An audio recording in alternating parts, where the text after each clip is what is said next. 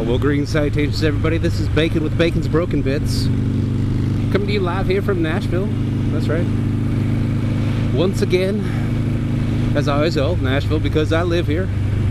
It is a beautiful, beautiful morning. It's right about, it's about 15 to 7. And let's just say it like this. If you don't get out to ride very first thing in the morning, you don't know what you're missing out on. It's always so beautiful, it's so calm on the weekend mornings like this. Always such a great time to get out. So here we are, we're back on to topics here. For this one, as we are back to embarrass. Second story. This one gets a little more in depth, I guess. This one's a little worse than the last one. Once again, still not the worst, but that's okay. I'm not not looking to win any records or anything. Just, you know, slowly going through that little progression. This one is called Why You Don't Play Truth or Dare, and this one goes out to all those kids. Not so much adults, because let's face it, as adults, we've learned our lessons for the most part. And like I said, the most part, there's definitely quite a few adults who don't know about things that they shouldn't do. But yes, don't go play truth or dare. You will get yourself in trouble. Now, mind you, once again, as the disclaimer said, we're talking 15, 20 years in the past. Alright, so this is not something that is a recent event. Back in the day, I was a bit of an idiot. So I used to go to what is called the Rocky Horror Picture Show. If you haven't seen it, here's a picture. Now, some people would get all dressed up and go, you know, depending on where you were, because some places only did it like once a year, but I lived in a town that did it every Friday and Saturday night.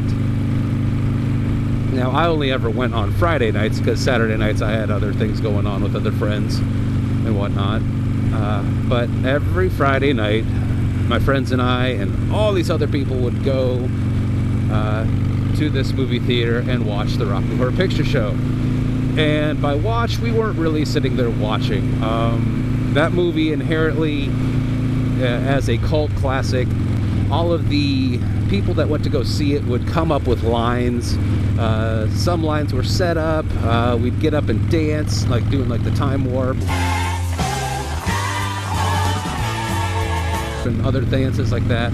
You know, we'd go out and see this movie. You know, and all the while, you know, you're talking with people, enjoying, having a rip-roaring good old time and all that. But so through this group of friends, after the movie, we'd find a place to all get together some more and party. There'd be the after party. And with the after party, we'd all get together and you know, hang out. Those who could drink would drink, quote unquote. It was just a good place for us to get along and not worry about yelling out lines to the movie and all that good stuff. It's usually in somebody's house that they're renting, or apartment, or anything like that. You know, so we'd all get together. And one party, I was out there. My then girlfriend was out of town at the time. I can't remember where she was at it, you know, offhand, but she was out of town at the time. And so we're there, and I walk into this basement room where there's a bunch of people gathered around. We're all just joking around, and then all of a sudden someone brings up, "Hey, let's play Truth or Dare." So I'm thinking nothing of it, you know. I'm 17, I think, at the time. Not really thinking anything of it. Be like, oh, this could be fun. So we're playing Truth or Dare, and what happens is there happens to be this one girl there who had the hots for me. She's a couple years younger than me, you know, so let's say I was a junior, she would have been a freshman. But it wasn't like that. I think she was a sophomore. I think I was a senior at the time. if I remember right. I mean, she was a good-looking girl. Don't get me wrong. She was a good-looking girl, but, you know, a bit young and stuff, and I wasn't ever really trying to do anything with her, you know. And, but everybody in this room knew that she had the hots for me. It gets around to her, you know, truth or dare, and she says, dare. One person says, I can't remember who said it, but, you know, so long ago, but someone said, you have to give someone in this room a blowjob. You know, we're talking, this is at night, you know, we're talking, we're probably talking 2, 3 o'clock in the morning. And so she's like, okay, who? And immediately, I mean, there's no ifs, ands, or buts about this. You want to talk about some of the creepiest things you've ever seen or anything like that, or ever experienced, or weirdest moments. This, when she said who, not even half a second went by, and literally everyone in that room turned and looked at me. Now, they knew my girlfriend at the time. Also, one of the people that was in that room happened to want my girlfriend and was all about it because he wanted me and my girlfriend to break up. Well, now, I wasn't fully in my senses, you know, back in those days, you know.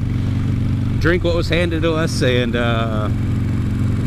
smoke what came around. So I was a little high, you know, smoked a little pot. You know, had drank a couple of drinks. Can't remember what it was. Usually around those times, you know, we'd get whatever liquor we could and make one big weird concoction. So I'm not fully in my senses, and I'm like, no, really, I can't do this.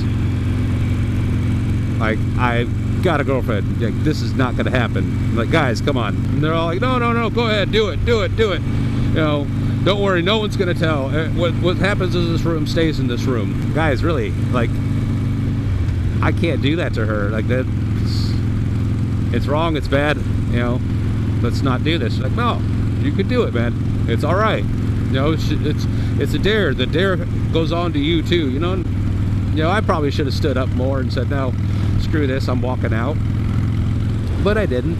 Like I said, she was kind of hot, and I was like, ah, shit. Afterwards, lo and behold, I go off and do it. You know, I go home literally directly after that. Like, I didn't stay any longer after that. I just went home. And I said, forget this, I'm going home.